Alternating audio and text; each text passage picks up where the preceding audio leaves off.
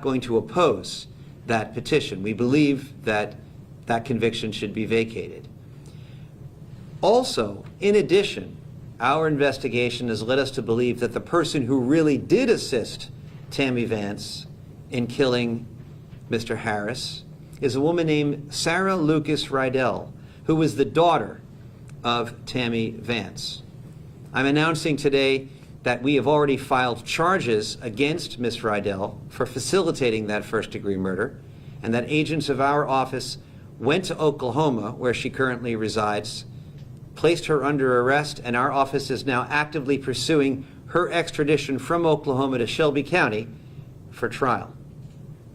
I want to commend the Justice Review Unit, led by Lorna McCluskey of our office, for doing a good job in this investigation regarding Andrew Hayes. I also want to commend Monica Timmerman, who is the Chief Prosecutor of Division 7, that trial team in our office, who is currently handling the prosecution of Sarah Lucas Rydell. You know, there are some people who have said that conviction integrity units, like the Justice Review Unit, ought not to exist. I obviously disagree and believe that this case is a good refutation of that argument. I have long maintained that we need to pay special attention to trying to correct past injustices in the criminal justice system for at least 3 reasons. One, it's just the right thing to do as a matter of justice.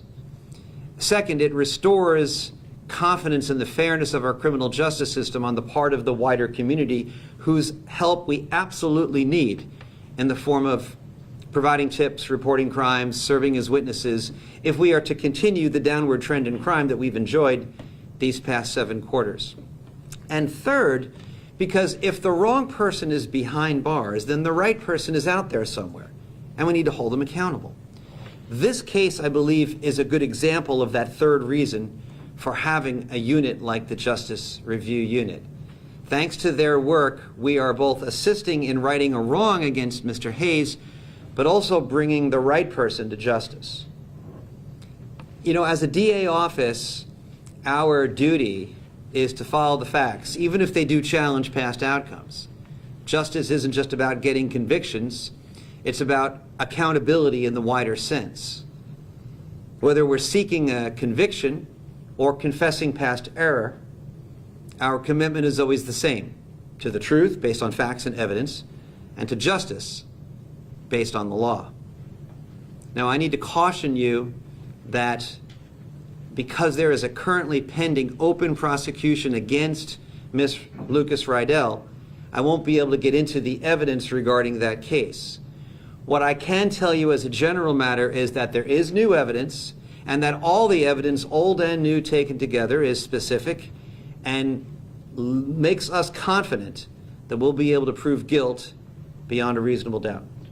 We are happy to take any questions. Now that Hayes, we're saying that he was not, guilty of this crime, what would you say to him, now that he's, had several years of his life taken away, but now we're sort of turning it around?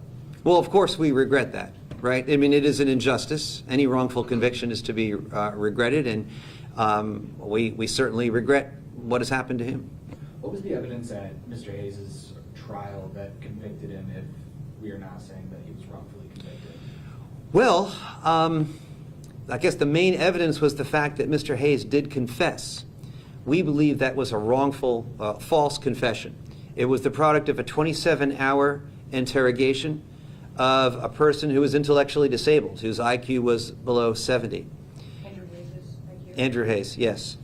Furthermore, there were several inconsistencies between the confession itself changed over the many hours of interrogation, but the final version of the confession that was used by the state at trial was inconsistent with the physical evidence at the crime scene in several important respects.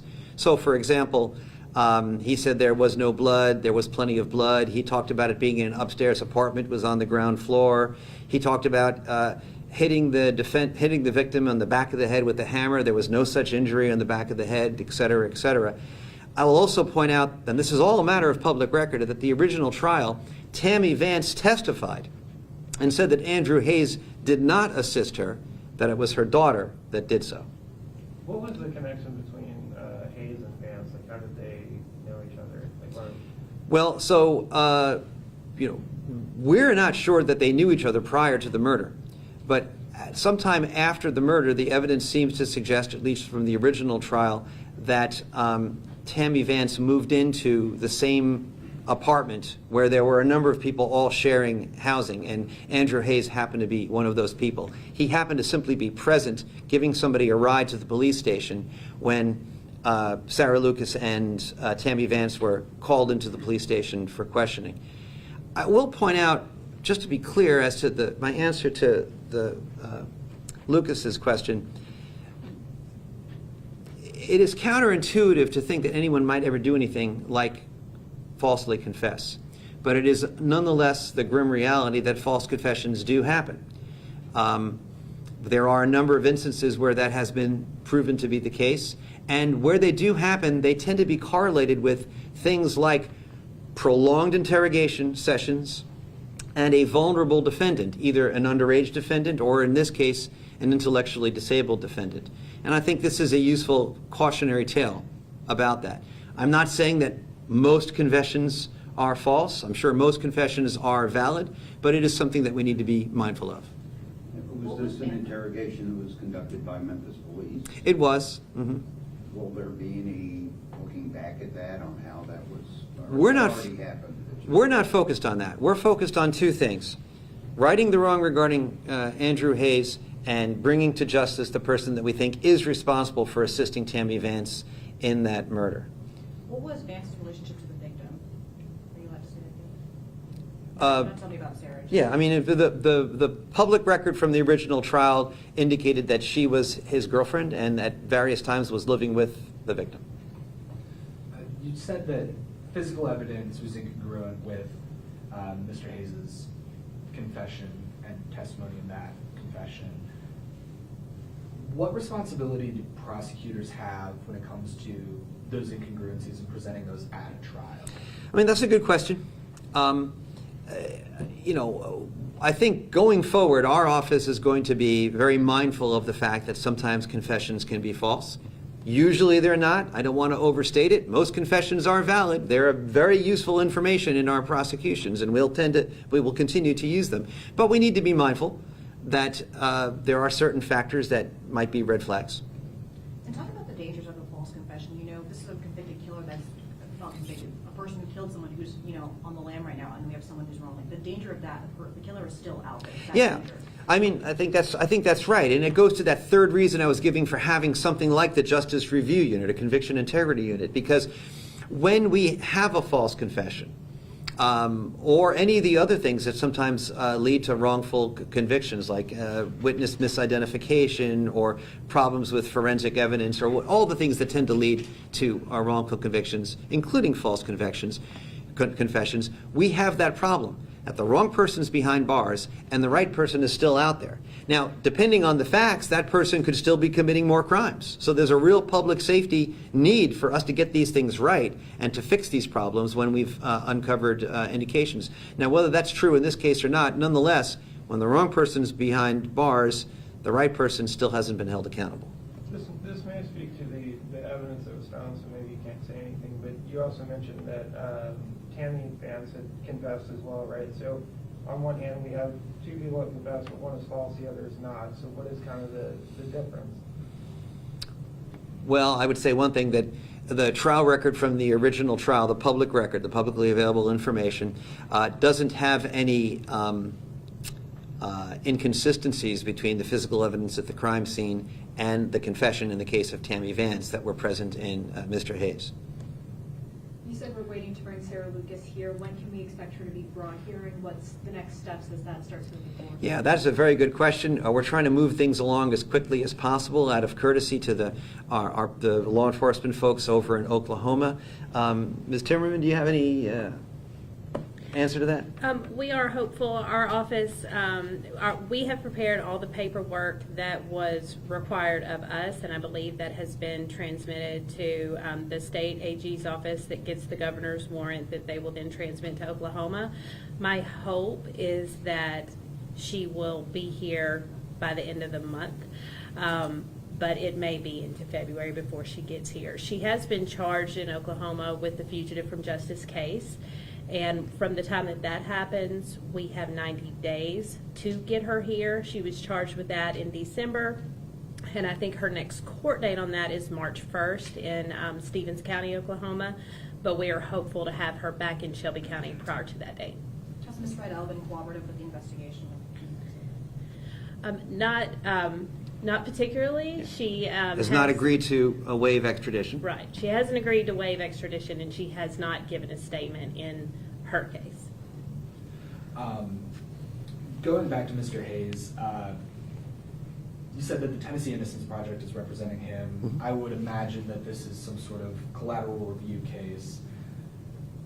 I know we've kind of been in a weird space with that where it might be the AG's office handling those cases now. You said your office won't stand in the way of this collateral review case. Do you know if the AG's office, if they have any stake in this case, if they will be stepping aside as well? So this is not a capital case. So that law that was passed in 2023 that transfers post-conviction authority away from the locally elected DAs to the unelected Attorney General doesn't apply. Okay? So we validly have the case right now. And I've spoken to a representative of the Attorney General's office and let them know in advance what we were doing.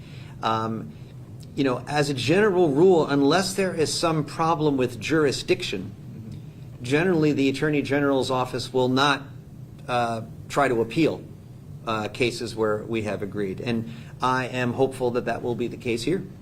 What is a typical timeline on a case like this? I mean, Hayes is currently in custody, and so what would be the timeline for him in getting out and coming wrapped up? Well, I mean, a post-conviction like this could take years. In this particular instance, we'll be filing a response fairly soon to indicate that we don't oppose. Hopefully that will speed things along, given that we believe that the person is wrongfully convicted. You know, we certainly would be in favor of a pretty speedy resolution so that he could be released. Okay. Exactly how long has Mr. Hayes been in prison? Since 2010, right? So, is that right? Well, he was convicted in 2010, but I believe he was arrested in 2007. Ah, How much time was he given? I think we said he was convicted of first-degree murder, but what was the sentence? it was a life sentence, was it? Yes, it was a It was life li- sentence. and I should mention, you know, you mentioned the Tennessee Innocence Project. You know, they're the ones that currently have pending the petition for vacating the conviction, and that's a public record. You know, if you want to find out more, you could always go to that public record. Will you guys be assisting? Will you guys be assisting Mr. Hayes as he makes this transition from, you know, back to normal life again? Like, that can probably be difficult for a person coming out. Well, that's not something that our office normally does. You know, I would imagine that there are other places that can do that kind of thing. What was the feeling when you found out that there was a mistake in the office? Was it a surprise, or what was the feeling, and then what were the steps? Well, I wasn't pleased to find out that there had been a miscarriage in justice in the Shelby County criminal justice system. But I'm not going to say I was shocked either. You know, both in Shelby County and around the country, there are wrongful convictions. They take place. They don't take place in most cases, but they're not freakishly rare. And so I guess I will say I was displeased, but not shocked. All right. Thank you all very much. Thank you. Good job. Thank you very much. Oh, okay, take care all. All right.